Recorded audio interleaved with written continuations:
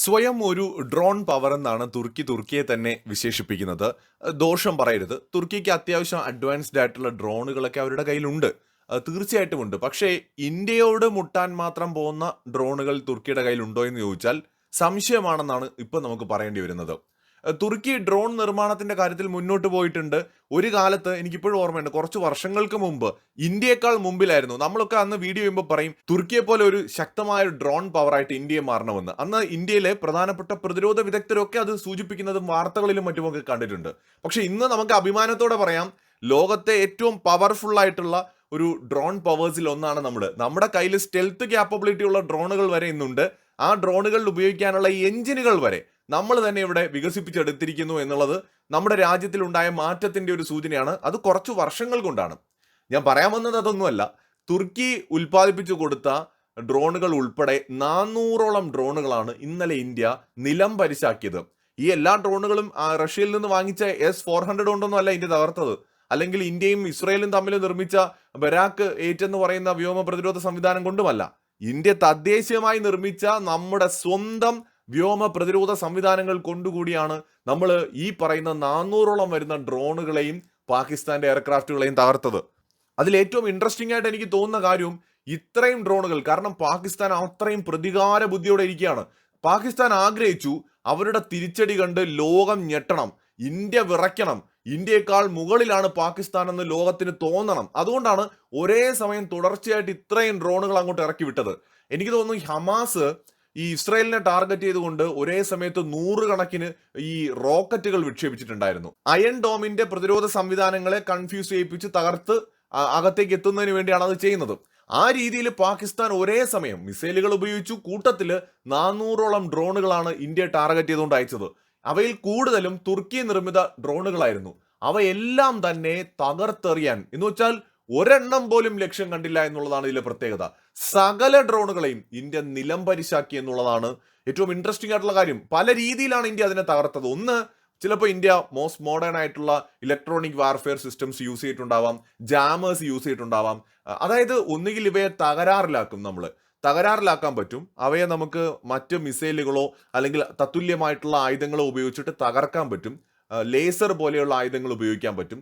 പല രീതിയിൽ നമുക്ക് ഇവയെ ഡിഫെൻഡ് ചെയ്യാനായിട്ട് പറ്റും. അപ്പൊ ഇന്ത്യ ഈ എല്ലാ മാർഗങ്ങളും ഉപയോഗിച്ചുകൊണ്ട് നമ്മുടെ സകല പ്രതിരോധ സംവിധാനങ്ങളും ആക്ടിവേറ്റ് ചെയ്തുകൊണ്ട് നമ്മൾ ഈ സ്റ്റാർ വാർ ഗെയിംസിൽ കാണിക്കുന്നത് പോലെ തുര അടിച്ചിട്ടു എന്ന് തന്നെയാണ് നമ്മൾ മനസ്സിലാക്കേണ്ടത്. ഇന്ന് ഇന്ത്യ വാർത്താ സമ്മേളനം നടത്തുമ്പോൾ നമ്മുടെ മിലിറ്ററി ഉദ്യോഗസ്ഥർ വ്യക്തമാക്കിയ കാര്യമാണ്.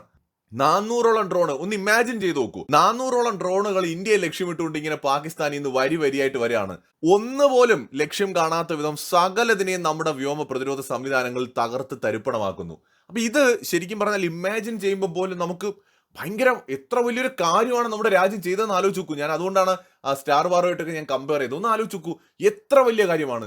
സിനിമകളിൽ കണ്ടിട്ടുള്ള ഒരു കാര്യമാണ് കഴിഞ്ഞ ദിവസം നമ്മുടെ രാജ്യത്ത് നടന്നത്. ഒരുപാട് ആളുകൾ, ദൃക്സാക്ഷികളും ഇതേക്കുറിച്ച് നാഷണൽ മീഡിയാസിലൊക്കെ അവർ കണ്ട കാര്യങ്ങൾ പറയുന്നുണ്ട് കേട്ടോ. പക്ഷെ എങ്കിലും അമ്മാതിരി ഒരു അറ്റാക്കിനെയാണ് നമ്മൾ ഇന്നലെ തകർത്ത് കളഞ്ഞത്. ഇന്ത്യൻ സൈന്യത്തിന്റെയും ഇന്ത്യൻ പ്രതിരോധ സംവിധാനങ്ങളുടെയും കരുത്ത് എന്താണെന്ന് നമ്മൾ ഇന്നലെ കാട്ടിക്കൊടുത്തു. അതോടൊപ്പം തന്നെ തുർക്കി ഉൾപ്പെടെ, ചൈന ഉൾപ്പെടെ, പാകിസ്ഥാൻ ഉൾപ്പെടെയുള്ള രാജ്യങ്ങൾ നിർമ്മിക്കുന്ന ആയുധങ്ങളുടെ ദൗർബല്യങ്ങൾ നമ്മൾ ലോകത്തിന് കാണിച്ചു കൊടുത്തു. തുർക്കി ഈ സിറിയയിലോ മറ്റോ ഫ്രാൻസിനെ അവരുടെ ഈ പറയുന്ന ഡ്രോണുകൾ കാണിച്ച് വിരട്ടി ഓടിച്ചു എന്ന് പറഞ്ഞിട്ട് ഒരു ചർച്ച എപ്പോഴും നമ്മൾ കമന്റ്സിൽ കാണുന്നതാണ്. അത് സംഭവം നടന്നിട്ടുണ്ട്. തുർക്കിയും ഫ്രാൻസും തമ്മിലൊക്കെ ഒരു സീറ്റൊക്കെ ഉണ്ട്. പലയിടങ്ങളിലും തുർക്കി ഡ്രോണുകൾ ഒരു ഗെയിം ചേഞ്ചർ ആയിട്ടുണ്ട്. ഉദാഹരണത്തിന് ഈ അസർബൈജാൻ അർമേനിയ യുദ്ധത്തിലേക്ക് തുർക്കിയുടെ ഡ്രോണുകൾ ഒരു വലിയ പങ്ക് വഹിച്ചിട്ടുണ്ട്, അർമേനിയയെ പലപ്പോഴും പരാജയപ്പെടുത്തുന്നതിന് വേണ്ടിയിട്ട്. പക്ഷെ ഇത് ഇന്ത്യ ആണെന്ന് മനസ്സിലാക്കണ്ടേ.